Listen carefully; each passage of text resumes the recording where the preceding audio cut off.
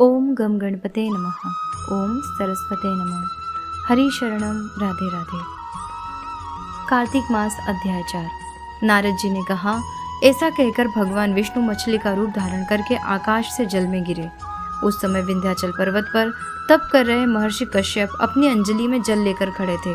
भगवान उनके अंजलि में जा गिरे। महर्षि कश्यप ने दया करके उसे अपने कमंडल में रख लिया। मछली के थोड़ा बड़ा होने पर महर्षि कश्यप ने उसे कुएं में डाल दिया। जब वह मछली कुएं में भी ना समा सकी तो उन्होंने उसे तालाब में डाल दिया। जब वह तालाब में भी ना आ सकी तो उन्होंने उसे समुद्र में डाल दिया। वह मछली वहां भी बढ़ने लगी। फिर मत्स्य रूप भगवान विष्णु ने इस शंखासुर का वध किया और शंखासुर को हाथ में लेकर बद्री वन में आ गए। वहां उन्होंने संपूर्ण ऋषियों को बुलाकर इस प्रकार आदेश दिया, मुनीश्वरों, तुम जल के भीतर बिखरे हुए वेद मंत्रों की खोज करो और जितनी जल्दी हो सके उन्हें सागर के जल से बाहर निकाल लाओ।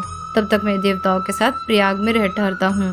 तब उन तपोबल संपन्न महर्षियों ने यज्ञ और बीजों सहित संपूर्ण वेद मंत्रों का उद्धार किया। उनमें से जितने मंत्र जिस ऋषि ने उपलब्ध किए वही उन बीज मंत्रों का उस दिन से ऋषि माना जाने लगा। तदंतर सब ऋषि एकत्र होकर प्रयाग में गए। वहां उन्होंने ब्रह्मा जी सहित भगवान विष्णु को उपलब्ध हुए सभी वेद मंत्र समर्पित कर दिए। सब वेदों को पाकर ब्रह्मा जी बहुत प्रसन्न हुए। उन्होंने देवताओं और ऋषियों के साथ प्रयाग में अश्वमेघ यज्ञ किया। यज्ञ समाप्त होने पर सब देवताओं ने भगवान से निवेदन किया कि हे देवादिदेव जगन्नाथ, इस स्थान पर ब्रह्मा जी ने खोए हुए वेदों को पुनः प्राप्त किया है और हमने भी यहाँ आपके प्रसाद से यज्ञ भाग पाए हैं। अतः यह स्थान पृथ्वी पर सर्वश्रेष्ठ पुण्य की वृद्धि कराने वाला एवं भोग तथा मोक्ष प्रदान करने वाला हो।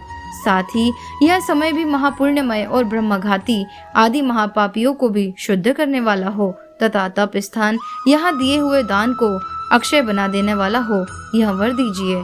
भगवान विष्णु बोले, देवताओं, तुमने जो कुछ कहा है वह मुझे स्वीकार है।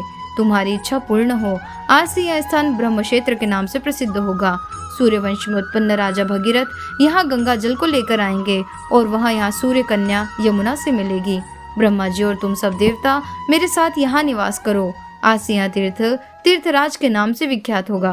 तीर्थराज के दर्शन से तत्काल सब पाप नष्ट हो जाएंगे। जब सूर्य मकर राशि में स्थित होंगे उस समय यहाँ स्नान करने वाले मनुष्यों को सब पापों का यहाँ तीर्थनाश करेगा। यह काल भी मनुष्य के लिए सदा महान पुण्य फल देने वाला होगा। माघ में सूर्य के मकर राशि में स्थित होने पर यहाँ स्नान करने से सालों के आदि फल प्राप्त होंगे।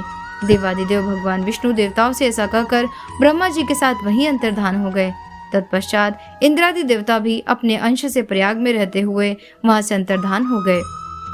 जो मनुष्य कार्तिक में तुलसी जी की जड़ के समीप श्री हरि का पूजन करता है वह इस लोक में संपूर्ण भोगों का उपभोग करके अंत में वैकुंठ धाम को जाता है। कार्तिक मास महात्म्य अध्याय 4। राधे राधे।